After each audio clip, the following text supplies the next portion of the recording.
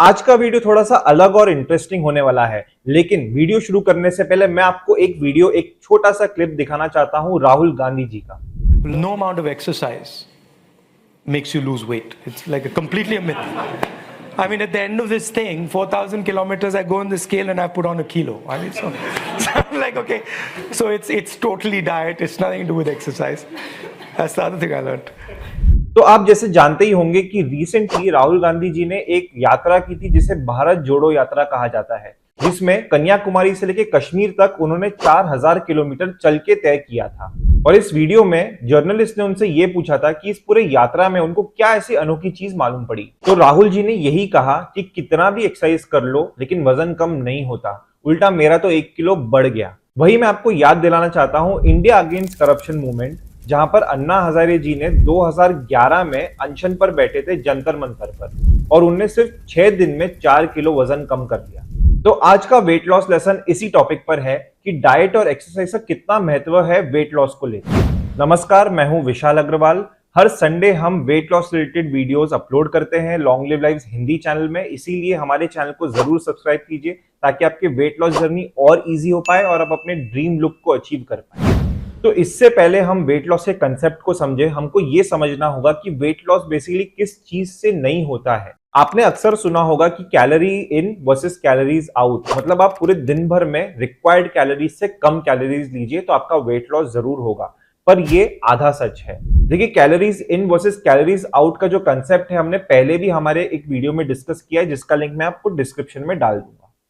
देखिए, बात सिर्फ ये नहीं कि आप सिर्फ कैलोरीज इन और कैलोरीज आउट करें। जब आपकी उम्र बढ़ती है, आप मिड 30s में होते हैं, 40s या 50s में होते हैं, तो बेसिकली आपका जो मेटाबॉलिज्म है वो स्लो हो जाता है और कहीं ना कहीं आपके हार्मोन्स का जो फंक्शन है वो भी स्लो हो जाता है, जिस वजह से calories in versus calories out सिर्फ काम नहीं कर पाता। हालांकि ये बात सही है कि उस हार्मोन को बैलेंस रखने के लिए या फिर उस हार्मोन के फंक्शंस को इंप्रूव करने के लिए आपको एक्सरसाइज, गुड स्लीप या फिर स्ट्रेस मैनेजमेंट करने की बहुत जरूरत है, लेकिन उससे भी ज्यादा जो जरूरी है वो है आपका डाइट।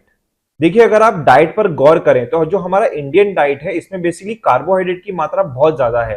एक एवरेज इंडियन पूरे दिन भर में लगभग 250 से 400 ग्राम कार्बोहाइड्रेट का सेवन करता है। अब इससे प्रॉब्लम क्या होती है कि जब कार्बोहाइड्रेट का सेवन बढ़ता है तो इंसुलिन भी स्पाइक होता है। इंसुलिन क्यों स्पाइक होता है? क्योंकि जो कार्बोहाइड्रेट हमारे शरीर में जाके शुगर में कन्वर्ट हो रहा है उसको एब्जॉर्ब कराना होता है, और उसको एब्जॉर्ब कराने के लिए इंसुलिन का स्पाइक होना जरूरी है। जब इंसुलिन स्पाइक होगा तब जाके वो शुगर जो है वो सेल के अंदर जाएगा और आपको एनर्जी प्रोड्यूस करके देगा। अब जब शुगर आपको एनर्जी देगा तो बेसिकली आपका जो स्टोर्ड फैट है उससे आपको एनर्जी नहीं मिल पाएगा, जिससे आपका फैट बर्निंग भी रुक जाता है। इसीलिए हम ये कहते हैं कि insulin is basically a fat storage hormone. इसका मतलब यह है कि जितना ज्यादा आप इंसुलिन स्पाइक करेंगे उतना ज्यादा आपका वेट लॉस मुश्किल होता जाएगा। इसका मतलब यह भी है कि आप जब लो कार्बोहाइड्रेट डाइट लेंगे तब आपका इंसुलिन जो है वो इतना स्पाइक नहीं होगा और आपका वेट लॉस ज्यादा इजी होगा। क्योंकि राहुल गांधी जी ने कन्याकुमारी से लेकर कश्मीर तक उनने चल के तय किया है तो उनका काफी ज्यादा एक्सरसाइज हुआ है, लेकिन फिर भी उनका 1 किलो बढ़ गया। इसका कारण क्या है?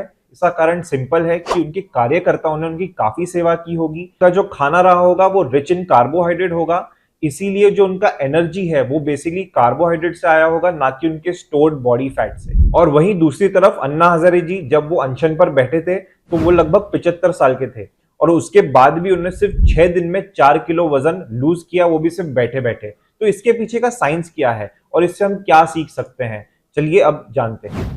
देखिए, हमारे बॉडी को सरवाइव करने के लिए एनर्जी की जरूरत होती है। अगर समझ लीजिए, अगर आप पूरे दिन भर में कुछ काम ना भी करें, अगर आप सिर्फ एक जगह पे बैठे रहें, अगर आप किसी से बात भी ना करें, तो भी आपको एनर्जी की जरूरत है। कैसे?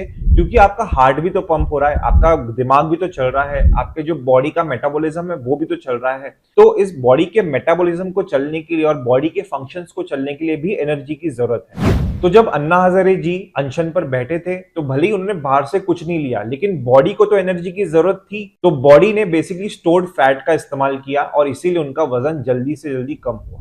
इसीलिए एक तरफ राहुल गांधी जी जिन्होंने 4000 किलोमीटर चलकर भी 1 किलो बढ़ा लिया, और वही दूसरी तरफ अन्ना हजारे जी जहां पर वो बैठे बैठे 4 किलो सिर्फ 6 दिन में घटा लिया। इसका सिर्फ एक ही कारण है, डाइट। जैसे राहुल गांधी जी ने उस वीडियो में भी कहा था, diet is the most important thing for weight loss, not exercise. Exercise जो है वो असिस्टेंट्स की तरह काम करता है। वॉक जरूरी है, लेकिन जो डाइट है वो सबसे ज्यादा जरूरी है। इसका एक और एग्जाम्पल है मैं खुद। जब कोविड के समय पर हम सब जब घर पे बैठे थे और हमारा वेट बढ़ रहा था, तो मैंने खुद के लिए एक इनिशिएटिव लिया कि मैं वेट लॉस करूंगा। मेरा वेट बेसिकली 82 से लेके 83 हो गया था और बेसिकली मेरा जो हाइट है वो 6 फुट है, तो ये लगभग 3 किलो ज्यादा था। और बेसिकली मैंने अपने घर में ही जो ट्रेडमिल था उसमें जॉगिंग करना शुरू किया, लेकिन मेरे डाइट पर कोई कंट्रोल नहीं था। ये लगभग 3 साल पहले की बात है और मेरा वजन घटकर 83 से 80 हो गया था। मैं इसमें थोड़ा बहुत सेटिस्फाइड था, पर मुझे थोड़ा सा और वजन कम करना था। और फिर अल्टीमेटली हुआ ये कि जब लॉकडाउन खुल गया उसके बाद फिर मुझे इतना समय नहीं मिल पाया और मैं इतना एक्सरसाइज नहीं कर पाया। लेकिन मैंने वापस से एक और इनिशिएटिव लिया और इस बार मैंने सिर्फ फास्टिंग करी और साथ में LDCF डाइट फॉलो किया। और जानते हैं रिजल्ट्स क्या है? मैंने इसमें कोई एक्सरसाइज ऐड नहीं किया है। मैं अभी भी वॉकिंग या फिर रनिंग नहीं करता हूं। मैं आज भी इंटरमिटेंट फास्टिंग करता हूं और लो कार्बोहाइड्रेट डाइट फॉलो करता हूं। और मेरा जो वेट है वो 83 से घट के 75 पर आ गया। तो मैंने लगभग 8 किलो कम किया विदाउट एनी एक्सरसाइज। तो इस पूरे वीडियो में वेट लॉस को लेकर सिर्फ 2 ही लेसन्स हैं जो मैं आपको इस वीडियो में दे सकता हूं। एक तो ये कि आप इंटरमिटेंट फास्टिंग करें। इंटरमिटेंट फास्टिंग बेसिकली ऐसा एक कंसेप्ट है जो बेसिकली बहुत ही पुराना है। ये तो हम मॉडर्न भाषा में इंटरमिटेंट फास्टिंग कह रहे हैं, नहीं तो उपवास तो हमारे कल्चर में रहा है, हमारे ट्रेडिशन में रहा है। हमारे जो पूर्वज हैं वो उपवास करते आ रहे हैं। तो बेसिकली इंटरमिटेंट फास्टिंग में होता यह है कि आप कुछ घंटे तक कुछ भी ना खाएं या फिर थोड़ी ऐसी कुछ चीजें आप ले सकते हैं जिससे आपका इंसुलिन बार बार स्पाइक ना हो। इसमें ऐसी चीजें आ सकती है जैसे कि ब्लैक कॉफी विदाउट शुगर या फिर चाय विदाउट शुगर। ऐसी आप कोई चीजें ले सकते हैं उन 16 घंटे में, और 8 घंटे में आप 2 मील्स कर सकते हैं। और जो 2 मील्स आप लेंगे अपने 8 घंटे के ईटिंग विंडो में, वो भी आप LDCF डाइट के हिसाब से लें। बेसिकली LDCF डाइट में हम आपको यह रेकमेंड करते हैं कि आप पूरे दिन भर का कार्बोहाइड्रेट इंटेक 50 से 100 ग्राम तक कर दें। आप थोड़ा अपना फैट बढ़ाएं। अगर आपको लेना ही है तो आप ग्रीन वेजीज ले अच्छे से, क्योंकि उसमें फाइबर होता है, कार्बोहाइड्रेट भी होता है पर बहुत ही कम होता है, ना के बराबर होता है।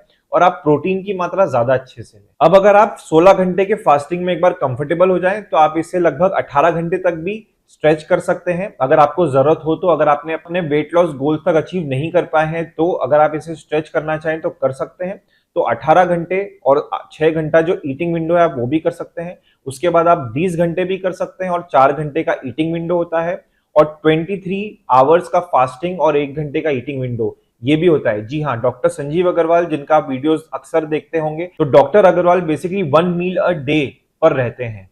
तो बेसिकली उनका जो फास्टिंग है वो 23 आवर्स होता है और जो ईटिंग विंडो है उनका सिर्फ 1 घंटे का होता है। अब अगर आप इस बारे में और जानना चाहते हैं तो आप इस वीडियो पे क्लिक कीजिए। इस वीडियो में मैंने इंटरमिटेंट फास्टिंग और LDCF डाइट दोनों साथ में कैसे करना है इस बारे में आपको बताया है।